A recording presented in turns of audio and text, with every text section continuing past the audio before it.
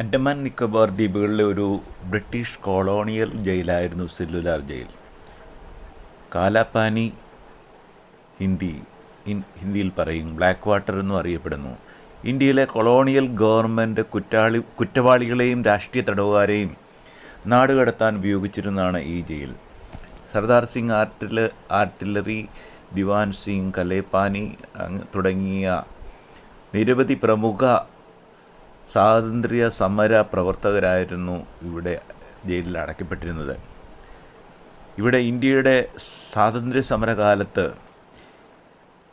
ധാരാളം പേര്, മലയാളികൾ ഉൾപ്പെടെ ഈ ജയിലിൽ അടയ്ക്കപ്പെട്ടിരുന്നു. മാപ്പിള ലഹളയുടെ പേരിലൊക്കെ തടവിലാക്കപ്പെട്ടത് ഈ ജയിലിലാണ് അടയ്ക്കപ്പെട്ടിരുന്നത്. ഇന്ന് ഈ സമുച്ചയം ഒരു ദേശീയ സ്മാരകമായി പ്രവർത്തിക്കുന്നു. 1896 1906 ഇടയിലാണ് ജയിൽ സമുച്ചയം നിർമ്മിച്ചതെങ്കിലും 1857 ഇന്ത്യൻ കലാപത്തിന് തൊട്ടു പിന്നാലെയുള്ള ദിവസങ്ങൾ മുതൽ ഇന്ത്യയിലെ ബ്രിട്ടീഷ് അധികാരികൾ ആൻഡമാൻ ദ്വീപുകളെ ഒരു ജയിലായി ഉപയോഗിച്ചിരുന്നു. കലാപം അടിച്ചമർത്തപ്പെട്ടതിന് തൊട്ടു പിന്നാലെ പിടിക്കപ്പെട്ട തടവുകാരെ വിചാരണ ചെയ്തു. അവരിൽ പലരെയും വധിച്ചു. മറ്റുള്ളവരെ വീണ്ടും കുറ്റം ചെയ്യുന്നത് തടയാൻ ആൻഡമാനിലേക്ക് ആജീവനാന്തം നാടുകടത്തി. ജയിലർ ഡേവിഡ് ബാരിയുടെയും ആഗ്രയിലെ ജയിൽ വാർഡനായിരുന്ന ഇന്ത്യൻ മെഡിക്കൽ സർവീസിലെ IMS doctor major James Pattison വാക്കറുടെയും കസ്റ്റഡിയിൽ 200ഓളം വിമതരെ ദ്വീപുകളിലേക്ക് കൊണ്ടുപോയി. കറാച്ചിയിൽ നിന്ന് മറ്റൊരു 733 പേർ 1868 ഏപ്രിലെത്തി.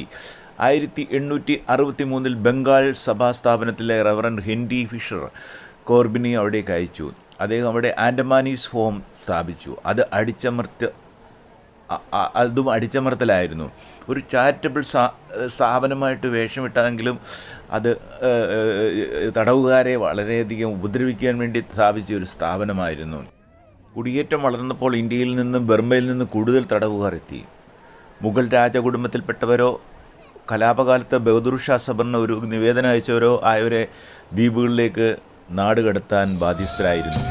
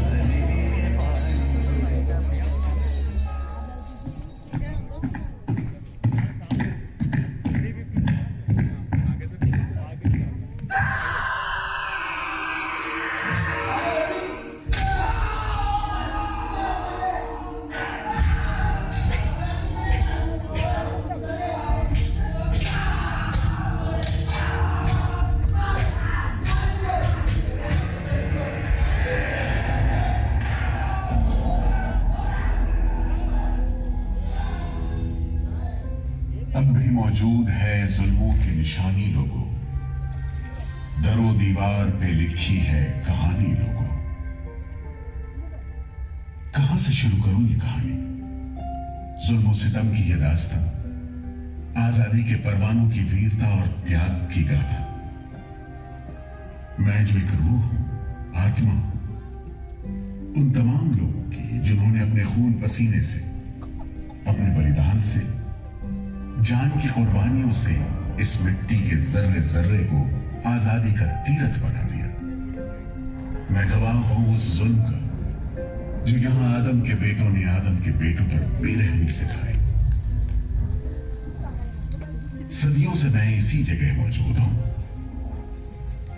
मेरे सीने में दफन है वो सारी कहानियां जिन्होंने इन हरे भरे खूबसूरत टापुओं को वो खौफनाक नाम दिया, काला पानी।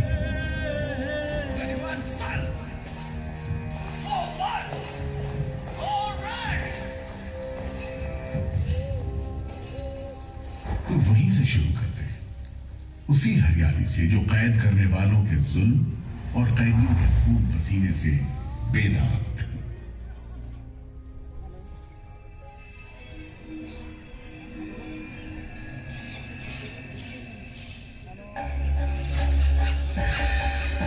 कहते हैं अंडमान द्वीप समूह का नाम रामायण के प्रतापी वानर देवता अंडमान यानी हनुमान के नाम पर रखा गया।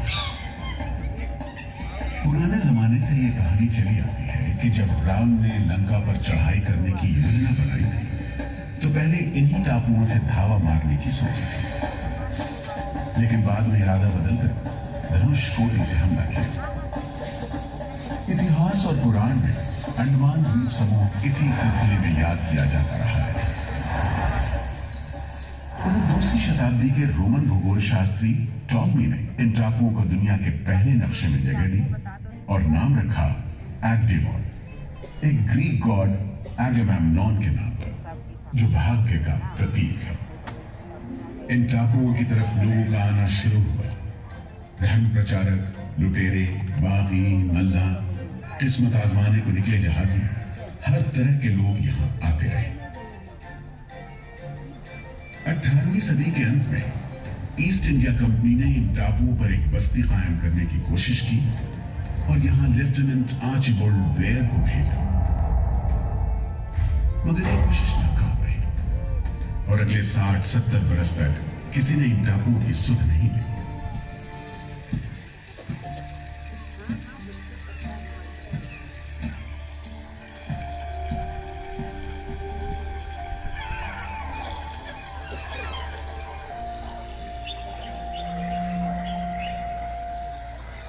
प्राकृतिक खूबसूरती और शांत समुद्र के बीच जिंदगी की खामोश लहरें उठती और बैठ जाती। उगते सूरज के साथ पक्षी जागते और डूबते सूरज के साथ इन टापुओं पर जिंदगी सुकून से सो जाती। कि तभी भारत का पहला स्वाधीनता संग्राम यानी 1857 की आजादी की लड़ाई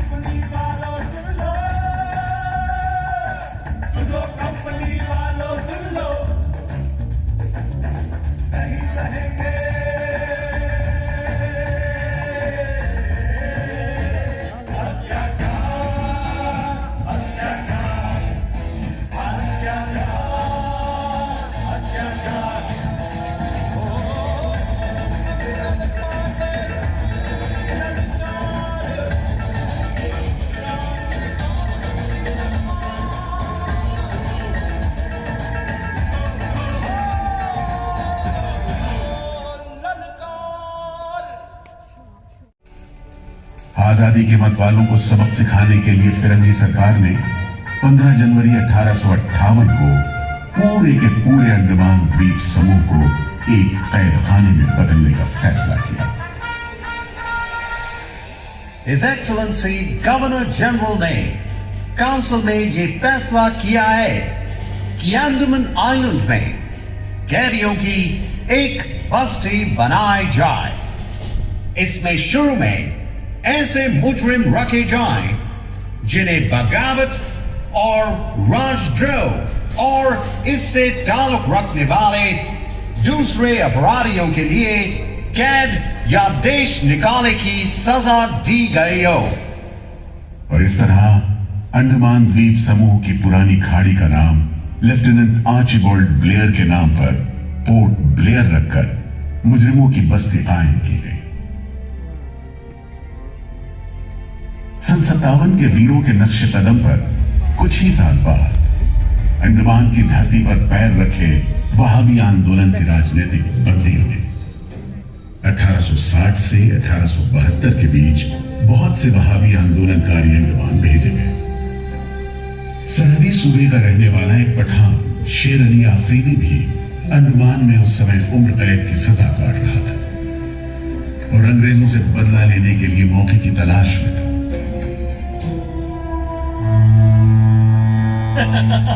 क्यों है शेर अली, तुम इस भीड़ भाड़ में कैसे?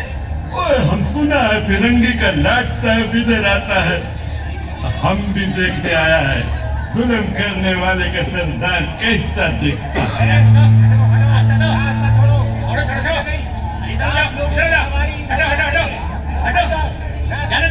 अरे खाली करो।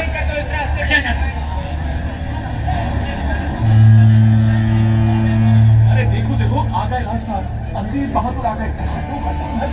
मिस्टर बेल, मैं सोचता हूँ कि इस खूबसूरती के बीच रहने के लिए प्रिजनर होना भी मैं एक्सेप्ट कर लेता। Yes, indeed. Just look how beautiful this place is. ये प्रिजनर लोग इस खूबसूरती को नहीं देखते, वरना इस टापू को प्रिजन नहीं स्वर्ग समझते। यस सर, आप ठीक कहते हैं। इधर आइए प्लीज। हम तुमको खत्म कर देगा फिरंगी जालिम। कैदियों के साथ तुम लोग जो हैवानी सुलूक करता है, हम बर्दाश्त नहीं करेगा।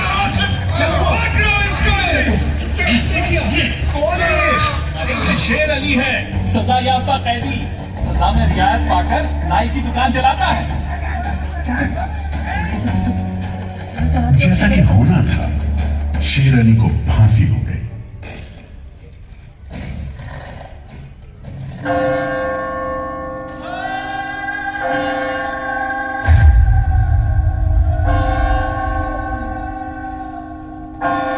शायद इसी घटना का असर था कि ब्रिटिश सरकार ने कैदियों के साथ और भी कड़ाई बरतने के बारे में गंभीरता से सोचना शुरू किया।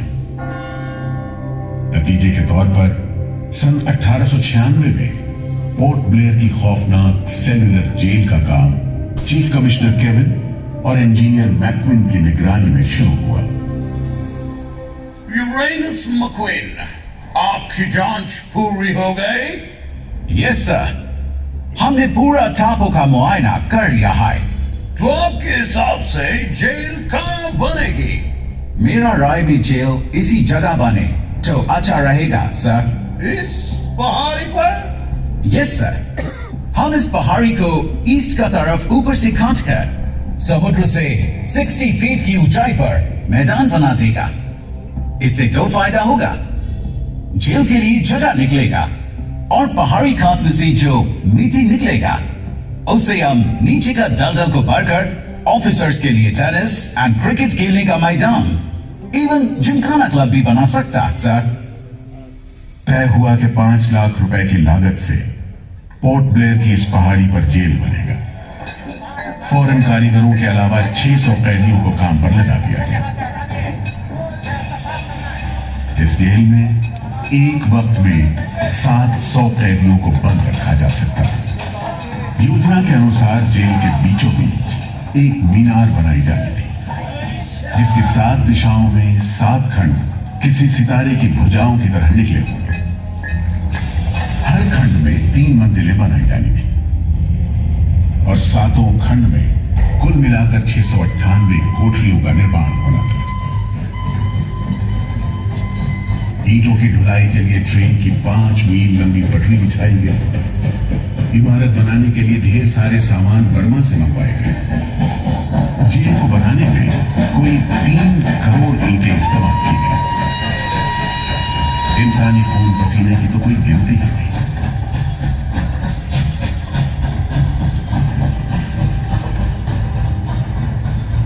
सुबह दोपहर शाम रात कोड़े चलते रहे और काम होता रहा।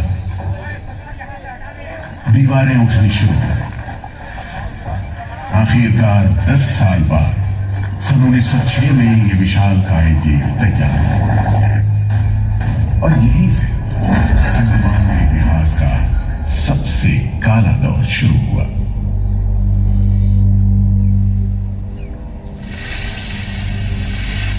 हाँ, सच कहते हो।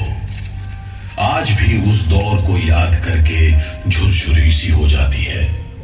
मैं पुराना पीपल का पेड़ जेल खाना बनने के इस लंबे अरसे में हर रोज अपनी जान की खैर मनाता रहा, क्योंकि इस पहाड़ी पर उगे हुए घने जंगल साफ करने के दौरान बहुत से लोग थे जिनका ख्याल था कि मुझे भी और पेड़ों की तरह काट गिराया जाना चाहिए। लेकिन मैं बच निकला। मेरी किस्मत में शायद खड़ा रहकर इस जेल में होने वाली यातनाएं देखना लिखा था। हर एक कैदी जेल के फाटक के भीतर आकर मेरी डालियों के नीचे से ही निकला है।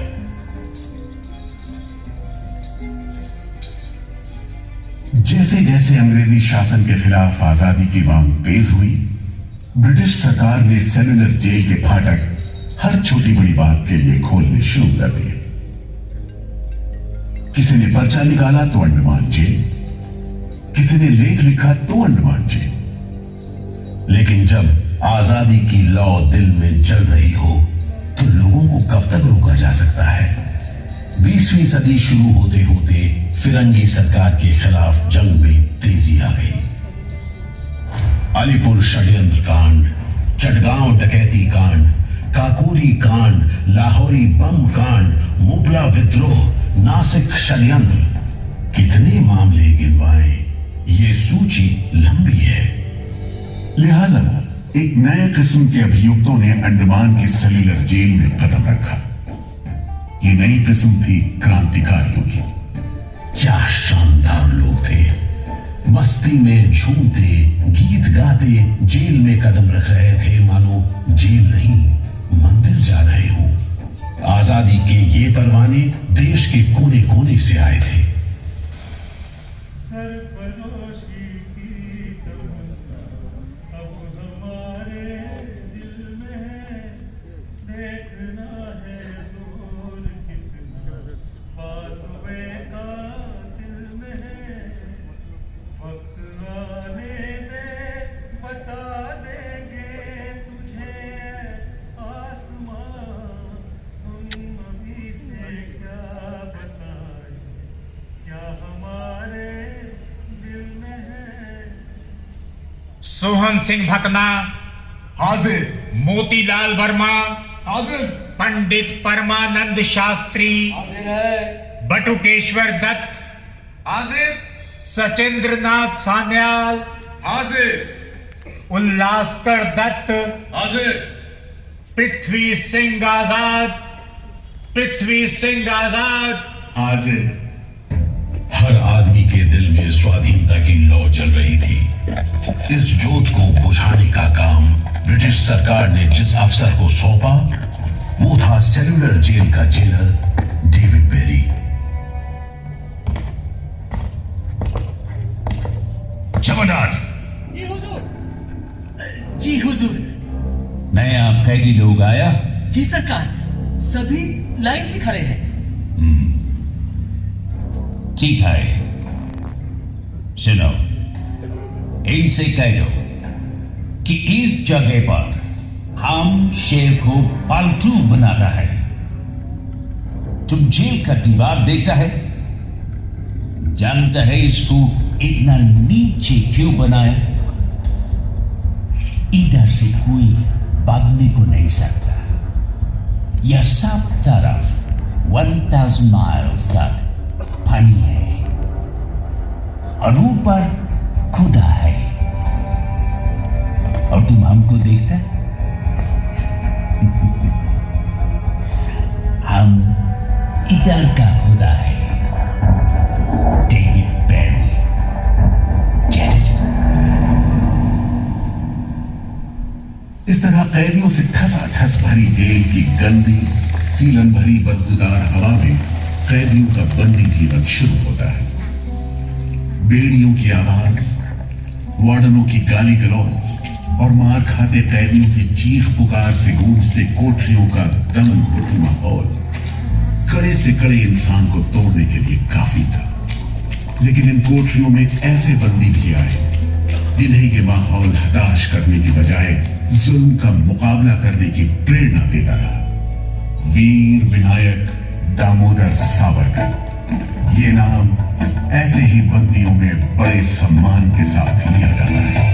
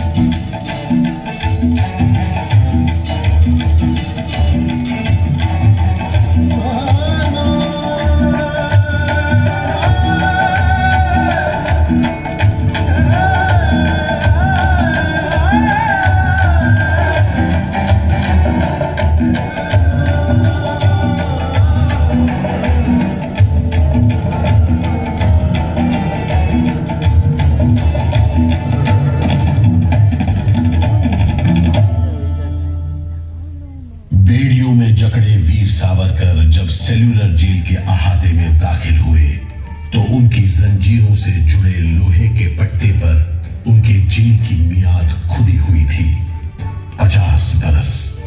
24 दिसंबर 1910 से 30 दिसंबर 1960 तक। वेल सावरकर, तुमको 2 बार का उम्र कैद का सजा मिला है।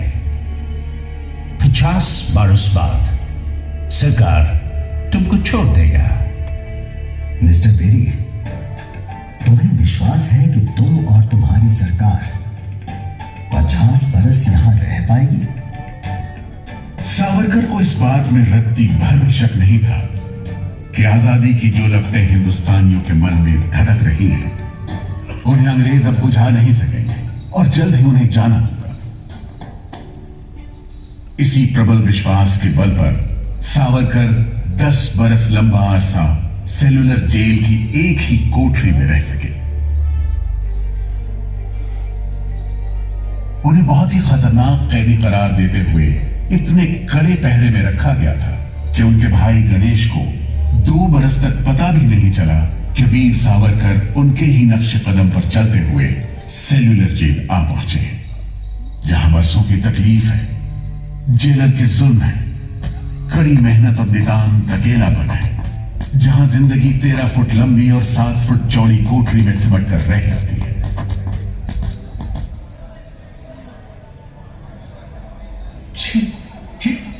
ये कैसा रद्दी खाना है? चावल में कंकर है, सब्जी में रेत है और दाल में कीड़े। खाना क्या है? घास फूस है। बर्तन भी देखो कैसे टूटे फूटे, जंग से लाल और तेल से जुड़े हुए। सबसे ज्यादा कमी तो पानी की है। आज सुबह जब मैंने पानी मांगा, जमादार बोला दिन में 2 बार मिलेगा बस। अरे पीने लायक होता तो बात नहीं। इतनी बास मारता है कि नाक बंद करके पीना पड़ता है। इस खाने को कैसे खा सकते हैं? कैदियों को गाली देना या पीटना मामूली बात थी, चाहे वो खा रहे हों या काम कर रहे हों। और काम न सिर्फ मुश्किल था बल्कि उसका कोटा भी तय था। 7 में से 4 खंडों की कोठरियों में तेल निकालने के उपकरण लगे थे।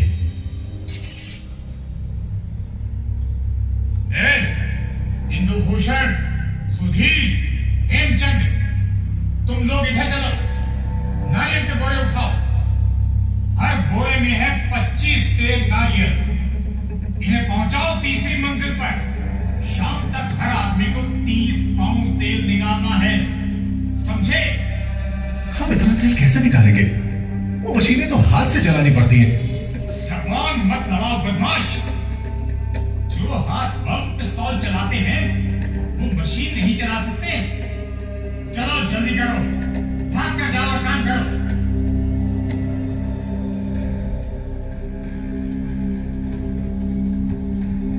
मेरा बात ध्यान से सुनो। जी हुजूर। जो आदमी काम नहीं करे उसको पेट लगाओ, जी हुजूर। समझा? जी। सजा दो, कोई छूट नहीं दो। जी। कोटा पूरा कराओ। जी। लेकिन तमाम मारपीट और गाली गलौज के बावजूद यदि कैदी काम पूरा न कर पाते, तब जो सजा मिलती वो किसी की भी हिम्मत तोड़ने के लिए काफी थी। जमादार। जी हुजूर। इसको 2 दिन तक टाट का वर्दी पहना, कल से इसका गाना बंद। जी। सिर्फ 2 का कंजी दो। जी हुजूर। ये पहला बार काम नहीं पूरा किया। जी। इस वास्ते इसको 1 हफ्ता हथकड़ी में रखो। जी हुजूर। ये बागी का बच्चा है, इसको बेड़ी डालो, इसको भी बेड़ी डालो 6 महीने तक। जी हुजूर।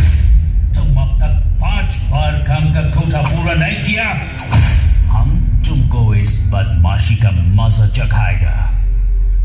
जमादार। जी हुजूर। इसको तन्हाई में रखो।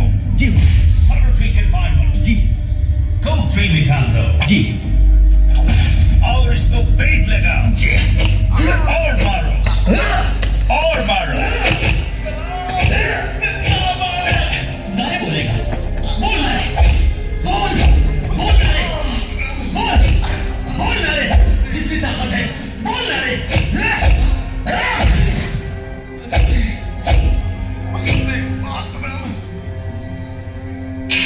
उल्हासकर दत्त ने इस सारी तकलीफ की दिल को छू देने वाली तस्वीर खींची है। हमारे गांव में तेल के लिए कोल्हू में बैल जोते जाते हैं। वो भी दिन में 10 से 12 सेर से ज्यादा तेल नहीं निकाल पाते। जेल में मुझे 2 और कैदियों के साथ बैल की जगह जोत दिया जाता था और हमें शाम तक 1 मन नारियल का तेल निकालने का काम सौंपा जाता। जमादार हमें दौड़ने पर मजबूर करते और रफ्तार धीमी होने पर कोड़े मारते। हर रोज न जाने हम कितनी बार लड़खड़ाते, गिरते और मार खाते, और ये सिलसिला निरंतर चलता रहा। हुजूर, ये काम करने से इनकार करता है। क्यों? क्यों काम नहीं करेगा? जैसा बर्ताव ये जमादार करते हैं उसमें मैं काम नहीं करूंगा। मारपीट और सजा का नतीजा ये हुआ कि उल्हासकर ने 7 दिन के बाद खाना पीना और बात करना भी बंद कर दिया। वार्डनों का ख्याल था कि उल्हासकर पागल होते जा रहे हैं, लेकिन जेलर बेरी ने इसे नाटक बताते हुए उल्हासकर को बिजली के झटके लगाने का हुक्म दिया, जिसके बाद उल्हासकर 3 दिन और 3 रात बेहोश रहे। उसके बाद कहीं जाकर डॉक्टर को बुलाया गया। सुनो मिस्टर उल्हासकर, हम जानते हैं तुम अपने मुल्क का आजादी के वास्ते ये करता। हम तुम्हारा काम को ठीक नहीं समझता, लेकिन तुम अभी जवान है। एक दिन अपना सजा पूरा करके वापस अपना मुल्क जाएगा, तब अपना हाथ से जान क्यों लेता? क्या तुम डरपोक है? हम अपना सीनियर ऑफिसर का हुक्म नहीं बदल सकता, लेकिन तुम चाहेगा तो हम तुमको मेंटल हॉस्पिटल में भर्ती करा देगा। ठीक है, इन जानवरों के बीच रहने से पागलों के बीच रहना बेहतर होगा। उल्हासकर की सारी तकलीफ का जेलर डेविड बेरी पर कोई असर नहीं हुआ। उल्हासकर के जाने के बाद बेरी ने वीर सावरकर को चिढ़ाते हुए पूछा, क्यों सावरकर, तुम भी पागलपन का बहाना करेगा क्या? तुम्हारे बाद मिस्टर बेरी। अच्छा। हाँ, जिस तरह के अत्याचार तुम कर रहे हो उनसे कोई भी आदमी पागल हो सकता है। रहने दो ये सब बात सावरकर, तुम अच्छी तरह जानता है उल्हासकर पागल नहीं है, बहाना खाता है। मिस्टर बेरी, अगर तुम सोचते हो कि उल्लास बहाना कर रहा था तब तुम पहले ही पागल हो चुके हो। ये सब अत्याचार बंद करो, वरना हमारे पास स्ट्राइक के अलावा कोई रास्ता नहीं बचेगा। छूट नहीं, रियायत नहीं, छूट नहीं, रियायत नहीं।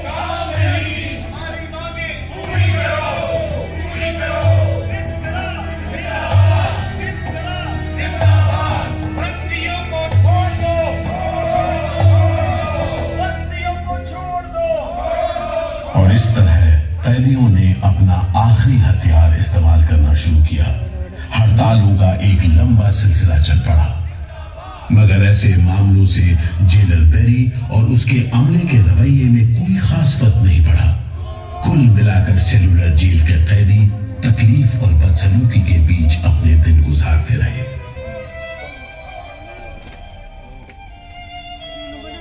मगर एक सुख का स्मरण ना करना नाइंसाफी होगी। वो सुख था बुलबुलों की चहक, उनका मधुर स्वर, उनके झुंड कल कल करते नारियल के टुकड़ों पर टूट पड़ते। गंभीर विचारों से मुक्ति पाने के लिए मैं मन को बलपूर्वक इन बुलबुलों की चहक में लगाए रखता। मैं अपनी भाषा उन्हें सिखाने में असमर्थ था। यदि सिखा पाता तो मैं उन्हें देश प्रेम के गीत सिखा देता, ताकि अगर कोई मेरी कोठरी खोजता हुआ आए तो लोग कहें कि जिसके सामने बुलबुल देश प्रेम के गीत गा रही हो वही सावरकर की कोठरी है। एक बार में 3 कैदियों को फांसी पर लटका दिया जाता।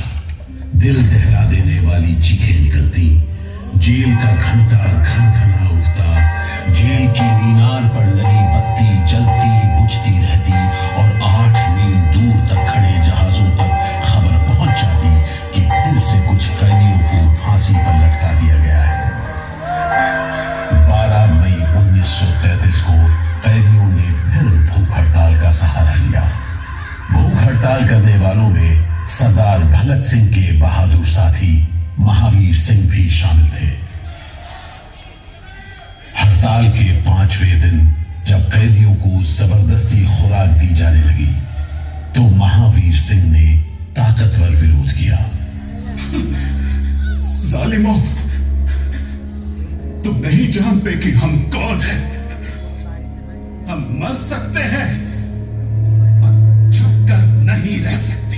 हमें ऑर्डर मिला है तुम्हें दूध पिलाने का। चलो जमादार, पकड़ो इसे। इंकलाब जिंदाबाद।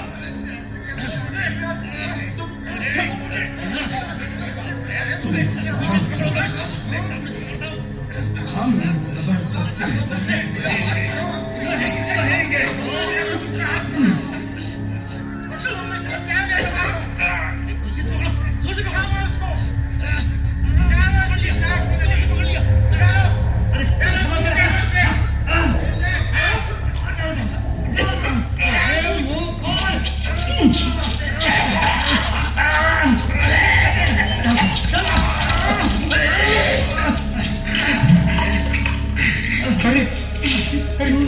क्या हो गया? ये तो क्या करें? अरे इसकी तो आंखें उलट गई। अरे इसकी तो आंखें उलट गई है। अब क्या करें? लगता है दूध इसके फेफड़ों में चला गया है साहब। क्या हो? नली निकालो, जल्दी करो, जल्दी। जी। इसकी तो सांस बंद हो गई। अब क्या होगा? होगा क्या? लाश को गुपचुप ठिकाने लगा दो, किसी को कानो कान खबर ना हो। मैं तो कहता हूँ साहब, इसकी लाश को बोरे में डालकर पत्थर से बांधकर समंदर में बहा दीजिए। किस्सा खत्म। बिपिन ऐसा ही करो, झटपट ले जाओ उसे, झटपट ले जाओ। लेकिन ये खबर छिपी नहीं रह सकी। जब लोगों को पता चला तो देश भर में विरोध की भीषण लहर फैल गई।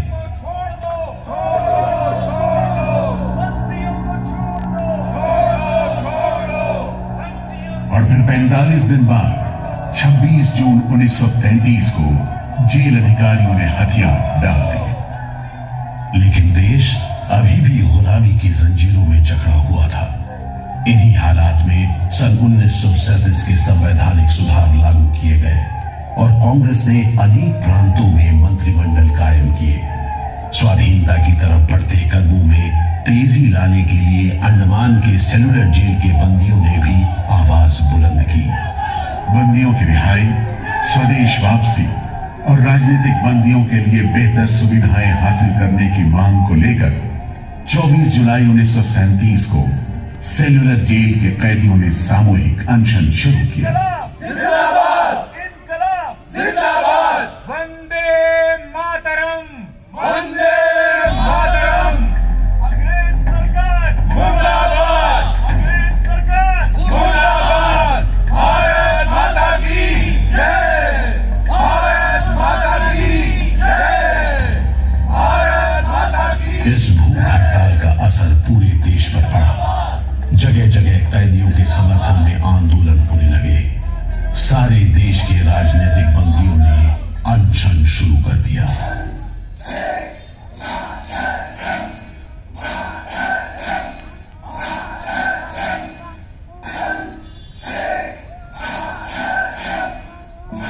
गुरुदेव रविंद्रनाथ ठाकुर और कांग्रेस की कार्यकारिणी की तरफ से जवाहरलाल नेहरू ने कैदियों से भूख हड़ताल समाप्त करने की अपील की और 28 अगस्त 1937 को गांधी जी ने सेलुलर जेल के बंदियों को तार से संदेश भेजा।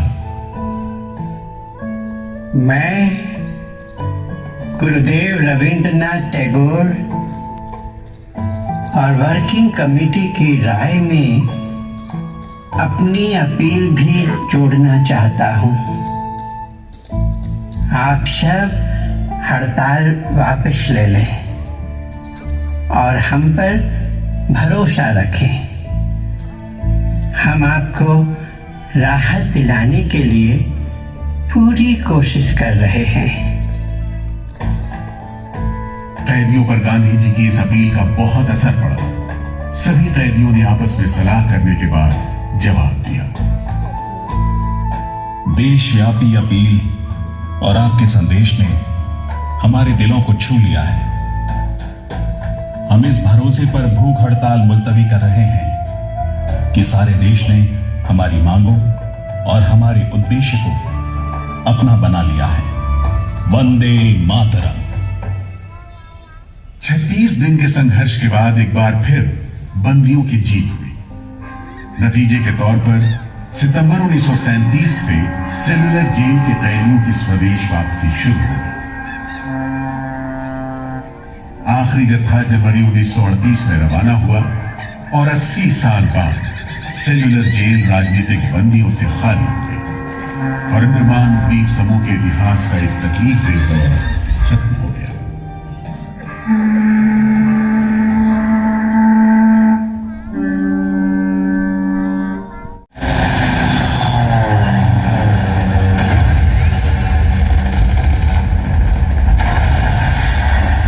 हालांकि अंडमान पर जापानियों का कब्जा सिर्फ 3 साल रहा, लेकिन इस अरसे में ही उन्होंने काफी जुल्म किए। हर आदमी उनकी नजर में अंग्रेजों का जासूस था। हर रोज खेतों से, दूर दराज के गांव देहात से दसियों लोग पकड़े जाते और मौत की घाट चले जाते। बहुत से लोग तो खाने की कमी के कारण जहाज पर लादकर दूर समंदर में फेंक दिए।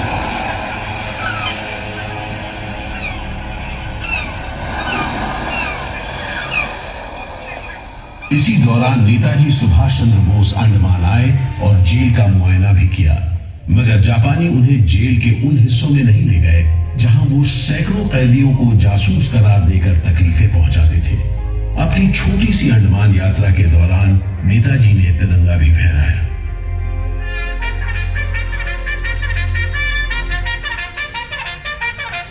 अगस्त 1945 में दूसरा महायुद्ध समाप्त हुआ और 3 साल 6 महीने 15 दिन के कब्जे के बाद अक्टूबर 1945 में अंडमान की जापानी छावनी ने अंग्रेजों के आगे हथियार डाल दिए।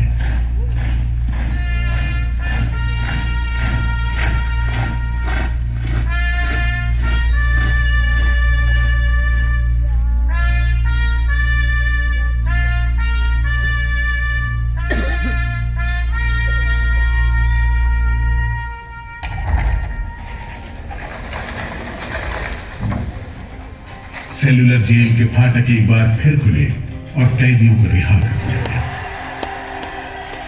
इसके बाद 2 साल के अंदर अंदर भारत में ब्रिटिश सरकार का शासन खत्म हो गया।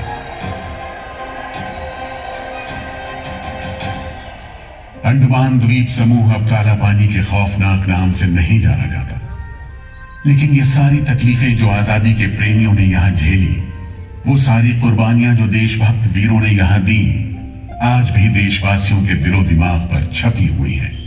इसीलिए अंडमान के भूतपूर्व राजनीतिक बंदियों के भातृत्व मंडल की इच्छा को स्वीकार करते हुए भारत सरकार ने 30 अप्रैल 1969 को घोषणा की कि सेलुलर जेल को राष्ट्रीय स्मारक के रूप में सुरक्षित रखा जाएगा। भारत की आजादी के दीवानों ने जो अमानवीय यातनाएं इस कारागार में सही, ताकि भारतवर्ष आजादी की उन्मुक्त हवाओं में सांस ले सके, उन बलिदानों को आने वाली पीढ़ियां भूल नहीं पाएंगी।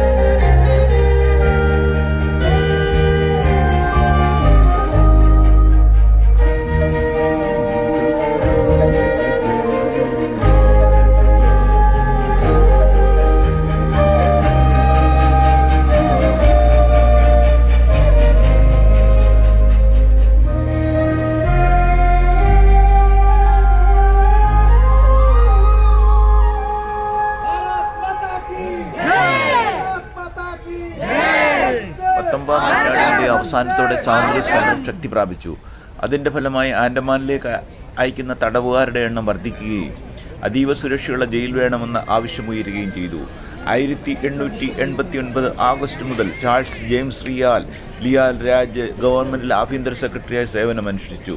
കൂടാതെ പോർട്ട് ബ്ലെയറിലെ ശിക്ഷാപരിഹാരത്തിൻ്റെ അന്വേഷണ ചുമതല അദ്ദേഹത്തിന് ലഭിച്ചു. ആൻഡമാൻ ദ്വീപുകളിലേക്കുള്ള ഗതാഗത ശിക്ഷ ഉദ്ദേശിച്ച ലക്ഷ്യം കൈവരിക്കുന്നതിൽ പരാജയപ്പെടുന്നുവെന്നും കുറ്റവാളികൾ ഇന്ത്യൻ ജയിലുകളിൽ തടവിലാക്കപ്പെടുന്നതിനേക്കാൾ അവിടേക്ക് പോകാൻ ആഗ്രഹിക്കുന്നുവെന്നും IMSലെ സർജനായ AS ലത്ബ്രിഡ്ജും നിഗമനം ചെയ്തു. ഗതാഗത ശിക്ഷയിൽ ഒരു പീനൽ സ്റ്റേജ് ഉണ്ടായിരിക്കണമെന്ന് ലിയാലും ലത്ബ്രിഡ്ജും ശുപാർശ ചെയ്തു. അതിലൂടെ കൊണ്ടുപോകുന്ന തടവുകാർ എത്തിച്ചേരുമ്പോൾ കഠിനമായ ശിക്ഷാ പെരുമാറ്റത്തിന് വിധേയമാക്കുന്നു. സെല്ലുലാർ ജയിലിൻ്റെ നിർമ്മാണമായിരുന്നു അതിൻ്റെ ഫലം. കൂടുതൽ വിശാലമായി രൂപീകരിക്കപ്പെട്ട റിമോട്ട് പീനൽ സ്പേസിനുള്ളിലെ ഒഴിവാക്കലിൻ്റെ ഒറ്റപ്പെടലിൻ്റെ ഇടമെന്ന് വിശേഷിക്കപ്പെട്ടു. ജയിലിൻ്റെ നിർമ്മാണം 1896 തുടങ്ങി 1906 പൂർത്തിയായി. യഥാർത്ഥ കെട്ടിടം ഒരു നിറമുള്ള ഇഷ്ടിക കെട്ടിടമായിരുന്നു. കെട്ടിട പണിയാൻ ഉപയോഗിച്ച ഇഷ്ടികൾ ബർമയിൽ നിന്നാണ് കൊണ്ടുവന്നത്. കെട്ടിടത്തിന് 7 ചിറകുകളുണ്ടായിരുന്നു. അതിൻ്റെ മധ്യഭാഗത്ത് ഒരു ഗോപുരം കവലയായി പ്രവർത്തിക്കുന്നു. തടവുകാരെ നിരീക്ഷിക്കാൻ ഗാർഡുകളെ ഉപയോഗിച്ചിരുന്നു.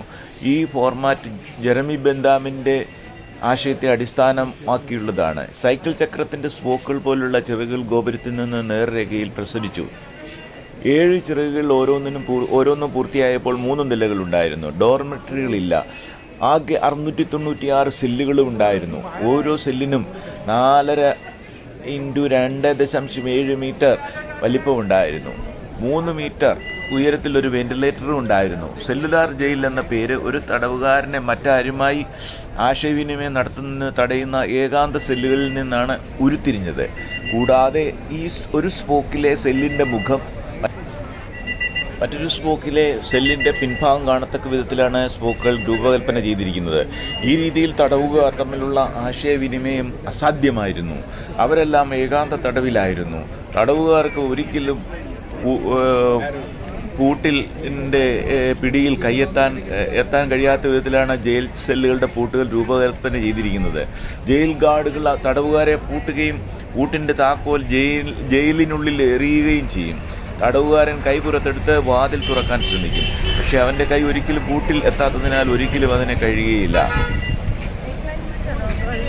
സെല്ലുലാർ ജയിലിൽ തടവുകാർ അഭിമുഖീകരിക്കുന്ന അവസ്ഥകൾ പലപ്പോഴും പരിതാപകരമായിരുന്നു. ഒരു ഗാർഡിയൻ ലേഖനത്തിൽ സൂചിപ്പിച്ചിട്ടുള്ളതുപോലെ തടവുകാരൻ പീഡനം, മെഡിക്കൽ പരിശോധനകൾ, നിർബന്ധിത തൊഴിൽ, പലർക്കും മരണം എന്നിവ നേരിടേണ്ടി വന്നു. ജയിലിലെ ഭക്ഷണത്തിൻ്റെ ഗുണനിലവാരം ഉൾപ്പെടെ സെല്ലുലാർ ജയിലിലെ മോശം അവസ്ഥകളോട് പ്രതികരിച്ച് നിരവധി തടവുകാർ നിരാഹാര സമരം നടത്തി. അങ്ങനെ ചെയ്തവരെ ജയിലധികൃതർ നിർബന്ധിച്ച് ഭക്ഷണം കൊടുക്കാറുണ്ടായിരുന്നു. രാഷ്ട്രീയ തടവുകാരെയും വിപ്ലവകാരികളെയും പരസ്പരം ഒറ്റപ്പെടുത്തുന്നത് ഉറപ്പാക്കാൻ ഇന്ത്യയിലെ ബ്രിട്ടീഷ് സർക്കാർ ആഗ്രഹിച്ചതിനാൽ ഏകാന്ത തടവ് നടപ്പിലാക്കി. ആൻഡമാൻ ദ്വീപ് കൊളോണിയൽ ഗവൺമെൻറ്റിന് ഇത് നേടുന്നതിനുള്ള ഏറ്റവും അനുയോജ്യമായ ക്രമീകരണമായിരുന്നു. സെല്ലുലാർ ജയിലിലെ തടവുകാരിൽ ഭൂരിഭാഗവും സ്വാതന്ത്ര്യ സമര പ്രവർത്തകരായിരുന്നു. നിരവധി വിപ്ലവകാരികൾ വിചാരണ ചെയ്യപ്പെട്ടു. 1924 ഒരാളുടെ ദുരൂഹ മരണത്തിന് മുൻപ് ബഗാജത്തിൻ്റെ ജീവിച്ചിരുന്ന കൂട്ടാളിയായ ബരീന്ദ്രകുമാർ ഘോഷിനെ ബംഗാളിലെ ബർഹാംപൂർ ജയിലിലേക്ക് മാറ്റി. പഞ്ചാബ് മൗണ്ടഡ് പോലീസിലെ മുൻ ഉദ്യോഗസ്ഥനായ ഷെർ അലി അഫ്രീദി കൊലപാതക കുറ്റത്തിന് ജയിലിൽ കഴിയുന്ന ജീവപര്യന്ത തടവുകാരനായിരുന്നു. 1867 ഏപ്രിൽ 2 അദ്ദേഹത്തെ വധശിക്ഷയ്ക്ക് വിധിക്കുകയും അപ്പീലിൽ ഇത് ജീവപര്യന്തമായി കുറയ്ക്കുകയും ശിക്ഷ അനുഭവിക്കുന്നതിനായി ആൻഡമാനിലേക്ക് നാടുകടത്തുകയും ചെയ്തു. 1869 മുതൽ ഇന്ത്യയുടെ വൈസ്രോയി ആയിരുന്ന മയോയുടെ 6ാമത്തെ പ്രഭു 1872 ഫെബ്രുവരിയിൽ ആൻഡമാൻ നിക്കോബാർ ദ്വീപുകൾ സന്ദർശിക്കുമ്പോൾ ആൽഫ്രഡി കൊല ചെയ്യപ്പെട്ടു. തനിക്ക് അർഹതപ്പെട്ടതിനാൽ കഠിനമാണ് നൽകിയ ശിക്ഷയെന്ന് കരുതിയ ആൾ അദ്ദേഹം പ്രതികാരമായി സൂപ്രണ്ടിനെയും വൈസ്രോയെയും കൊല്ലുവാൻ ഷെർ അലി അഫ്രീദി ആഗ്രഹിച്ചു. അല്ലാഹുവിൻ്റെ നിർദ്ദേശപ്രകാരമാണ് താൻ കൊലപ്പെടുത്തിയതെന്ന് അദ്ദേഹം പറഞ്ഞു. പിന്നീട് അദ്ദേഹത്തെ തൂക്കിലേറ്റി. 1868 മാർച്ചിൽ 238 തടവുകാർ രക്ഷപ്പെടാൻ ശ്രമിച്ചു.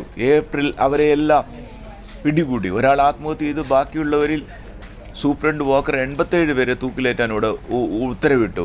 ഇന്ത്യ ഗവൺമെൻറ്റിൻ്റെ ആഭ്യന്തര വകുപ്പിൻ്റെ രേഖകളിൽ പ്രവിശ്യ ഗവർണർമാർക്കും ചീഫ് കമ്മീഷണർമാർക്കുമുള്ള ഉത്തരവുകളിൽ സാമ്രാജ്യത്തിൻ്റെ പ്രതികരണം കണ്ടെത്തി. വളരെ രഹസ്യം നിരാഹാരം കിടക്കുന്ന സുരക്ഷാ തടവുകാരെ സംബന്ധിച്ചിടത്തോളം സംഭവങ്ങൾ റിപ്പോർട്ട് ചെയ്യപ്പെടാതിരിക്കാൻ എല്ലാ ശ്രമങ്ങളും നടത്തണം. ജീവനോടെ സൂക്ഷിക്കേണ്ട തടവുകാർക്ക് ഇളവുകൾ നൽകരുത്. സ്വമേധയാലുള്ള നിയന്ത്രണ രീതികളാണ് നല്ലത് എന്നൊക്കെ ഇതിൽ രേഖപ്പെടുത്തിയിരിക്കുന്നു. 1933 മെയ് മാസത്തിൽ തടവുകാർ നടത്തിയ നിരാഹാര സമരം ജയിൽ അധികൃതരുടെ ശ്രദ്ധ പിടിച്ചുപറ്റി.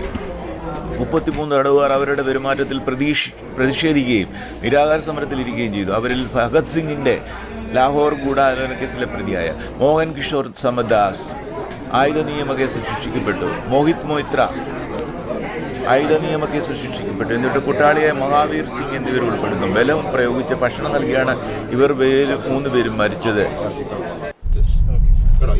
മഹാത്മാഗാന്ധിയും രവീന്ദ്രനാഥ് ടാഗോറും ജയിലിൽ അടച്ചുപൂട്ടാൻ ഒരു പ്രചരണം ആരംഭിച്ചു. 1937 മുതൽ 1938 വരെ സെല്ലുലാർ ജയിലിൽ നിന്ന് രാഷ്ട്രീയ തടവുകാരെ തിരിച്ചയക്കാൻ കൊളോണിയൽ സർക്കാർ തീരുമാനിച്ചു.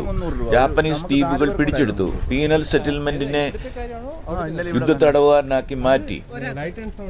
ബ്രിട്ടീഷ് വാർഡർമാരെ തടവിലാക്കി. 1945 ആൻഡമാൻ സ്വതന്ത്രമായി പ്രഖ്യാപിക്കപ്പെടുന്ന ഇന്ത്യയുടെ ആദ്യ ഭാഗമായി മാറി. സെല്ലുലാർ ജയിലിലേക്ക് അയച്ച സ്വാതന്ത്ര്യ സമര സേനാനികളുടെ പട്ടിക ആകെ 585 പേർ. അതിൽ കേരളത്തിൽ നിന്നുള്ള 14 പേരും ഉൾപ്പെടുന്നു. മലബാർ മാപ്പിള ലഹളയെ തുടങ്ങിയ ആ കേസിലെ പ്രതികളായിട്ടുള്ളവരുടെ പേരും അവിടെ ഫലകങ്ങളിൽ രേഖപ്പെടുത്തിയിട്ടുണ്ട്. 1942 മാർച്ചിൽ ജപ്പാൻകാർ ആൻഡമാൻ ദ്വീപുകളിൽ ആക്രമണം നടത്തി. സെല്ലുലാർ ജയിലും എല്ലാ ജയിൽ ഉദ്യോഗസ്ഥരെയും പിടിച്ചെടുത്തു. സെല്ലുലാർ ജയിൽ പിന്നീട് ബ്രിട്ടീഷ് യുദ്ധ തടവുകാരും ബ്രിട്ടീഷുകാരെ പിന്നീട് ഇന്ത്യൻ ഇൻഡിപെൻഡൻസ് ലീഗിലെ അംഗങ്ങളുമാണെന്ന് സംശയിച്ചു. അവരിൽ പലരും ജപ്പാൻകാരാൽ പീഡിക്കപ്പെടുകയും കൊല്ലപ്പെടുകയും ചെയ്തു. ഈ കാലയളവിൽ ദ്വീപുകളുടെ നിയന്ത്രണം പോർട്ട് ബ്ലെയറിലെ ജിങ്കാന ഗ്രൗണ്ടിൽ ആദ്യമായി ദ്വീപുകളിൽ ഇന്ത്യൻ ദേശീയ പതാക ഉയർത്തിയ സുഭാഷ് ചന്ദ്രബോസിനെ കൈമാറി.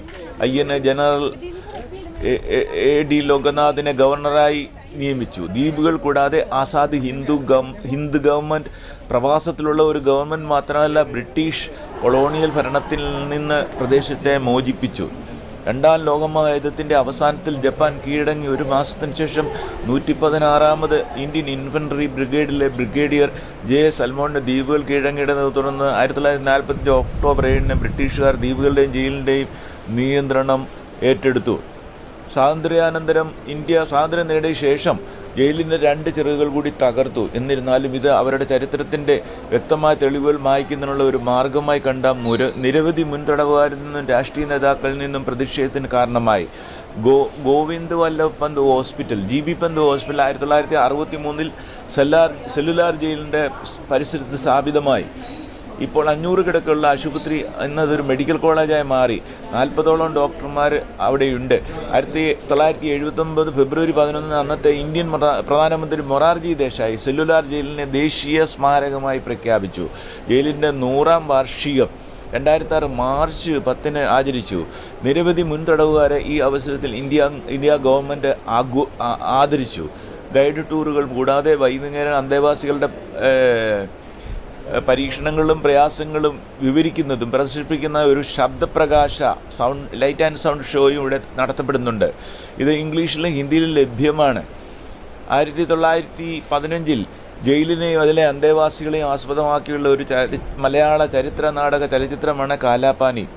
യഥാർത്ഥ ജയിലിൽ ചില രംഗങ്ങൾ ചിത്രീകരിച്ചിട്ടുണ്ട്. ഇവിടുത്തെ ഗാലറിയിൽ സെല്ലുലാർ ജയിലിൻ്റെ പ്രദർശനമുണ്ട്. അതിൻ്റെ സൗകര്യത്തിൻ്റെ മാതൃകയുണ്ട്. സെല്ലുലാർ ജയിലിൽ പ്രദർശനം ചാട്ടാവാറടിയുടെ ഒരു ഫ്രെയിമുണ്ട്. അവിടെ ഓയിൽ മില്ലിൻ്റെ ഒരു മാതൃക അവിടെ പ്രദർശിപ്പിച്ചിട്ടുണ്ട്. ഒരു സെല്ലിൻ്റെ ഉൾഭാഗം നമുക്കവിടെ കാണാം. തൂക്കിക്കൊല്ലുന്നതിന് മുൻപ് തടവുകാരെ പാർപ്പിച്ചിരുന്ന പ്രത്യേക സെല്ല് അവിടെ കാണാം. ഒരു 3 തടവുകാരെ ഒരേ സമയം തൂക്കിക്കൊല്ലാവുന്ന തൂക്കുമുറി അവിടെ നമുക്ക് കാണാം. ഒരു സെല്ലുലാർ ജയിലിൻ്റെ ഒരു ഭാഗമായ ഒരു ചിറകിൻ്റെ ഭാഗം നമുക്ക് കാണാം.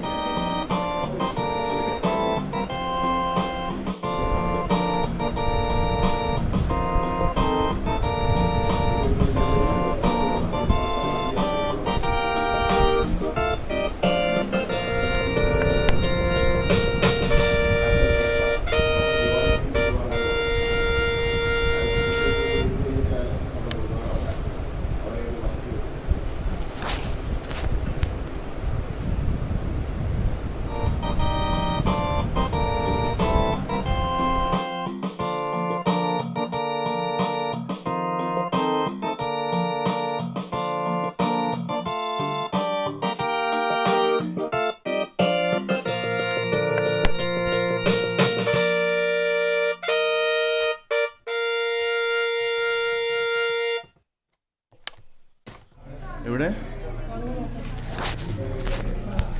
ഡോറ് കണ്ടോ?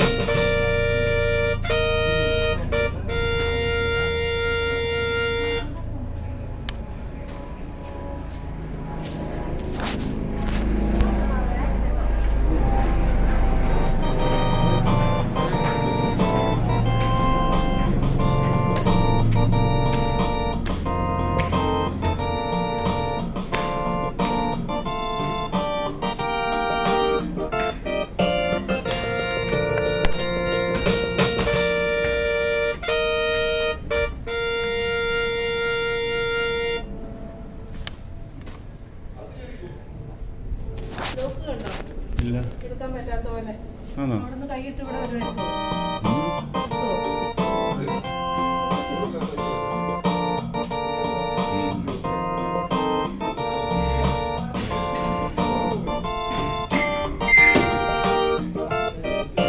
പൂട്ടിയിട്ടിട്ട് നമുക്ക് പോവാം. എവിനെയാ 2 നേരം ഇവിടെ പൂട്ടിയിട്ടിട്ട് പോവാം. Very flexible, a hand without a ball, and almost 1.5 meters.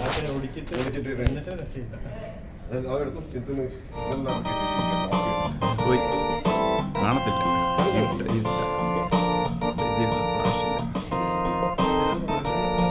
കുത്തിവീർ കാണുന്നുണ്ട്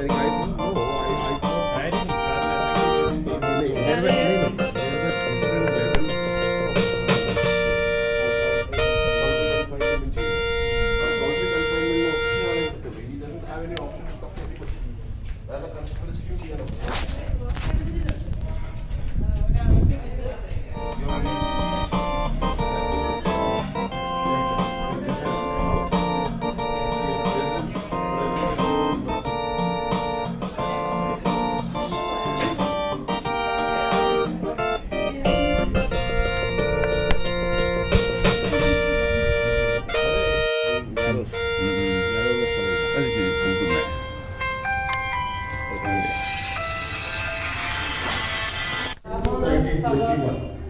എയർപോർട്ടൊക്കെ विनायक दामोदर सावंत, वीर सावंत राज. He was born in 1983. His death is 1966.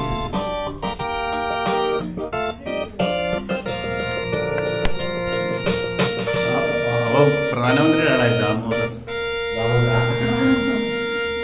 ഒരു കുടുംബക്കാരാണ്. അവിടെ പാത്രം കണ്ടോ? ചാപ്പാട് കഴിക്കുന്ന പിഞ്ഞാണം കണ്ടോ? അവിടെ ഒന്ന് ടോയ്ലറ്റ് ചെയ്യാനും ഒന്ന് ഇങ്ങനെ ചെയ്യാൻ അങ്ങനെ ആയില്ല. കാരണം അത് അവർ ഈ ട്യൂബ് വെച്ചാണ്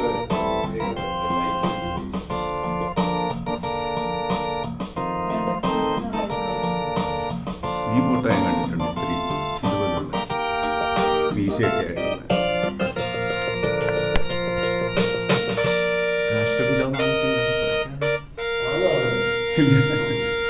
ഭരണഘടനയിൽ പറയും.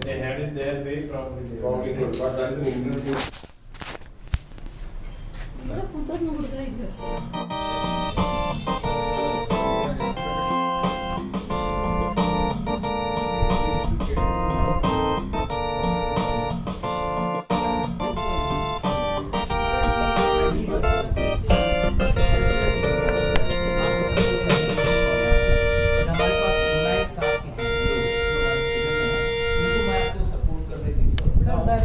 यहाँ से आप सुमात्रा जाइए, आपको हेल्प करेंगे जो आपको चाहिए.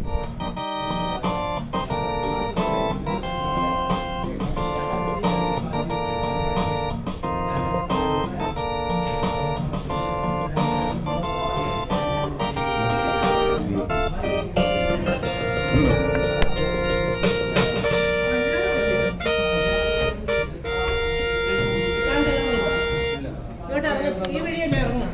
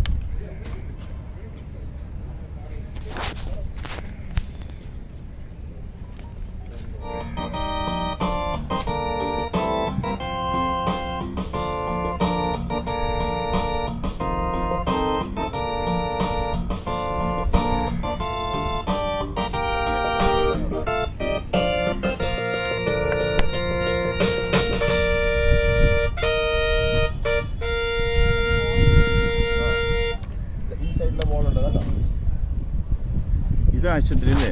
ഇത് ആശുപത്രിയുടെ പാർക്കിംഗ് ആച്ചാ. അതെ. ഓഫീസ്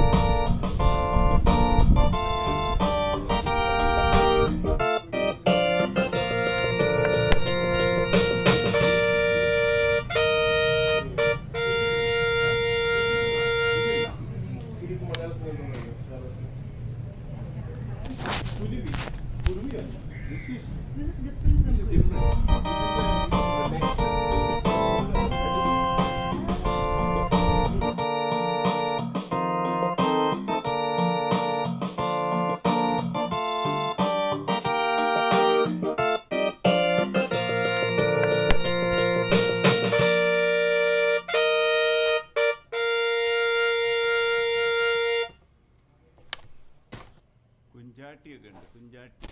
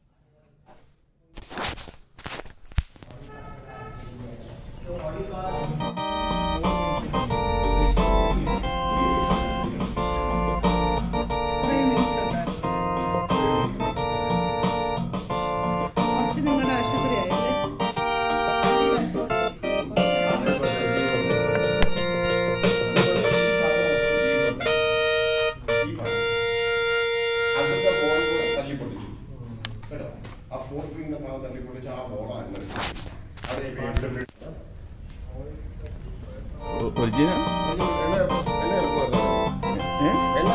തേങ്ങ ഇട്ടിട്ട് എണ്ണ എടുക്കും. എണ്ണ എടുക്കും.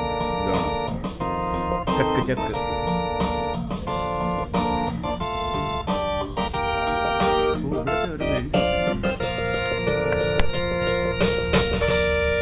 Oil grinding.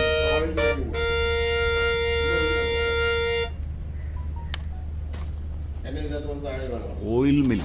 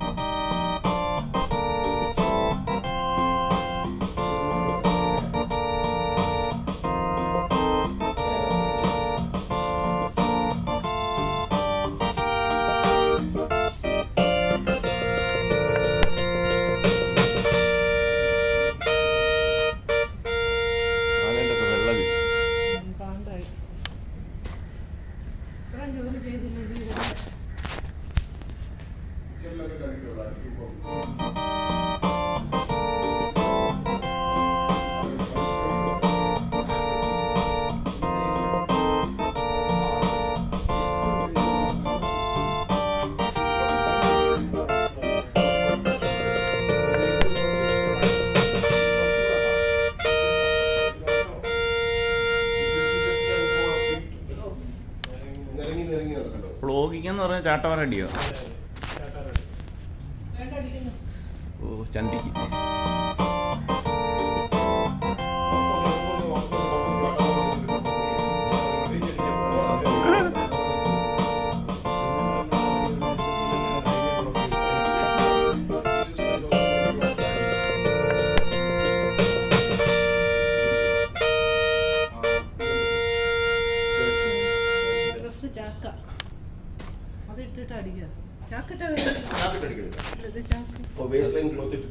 ചൊറിയുന്ന അതല്ലേ ചൊറിയുന്ന.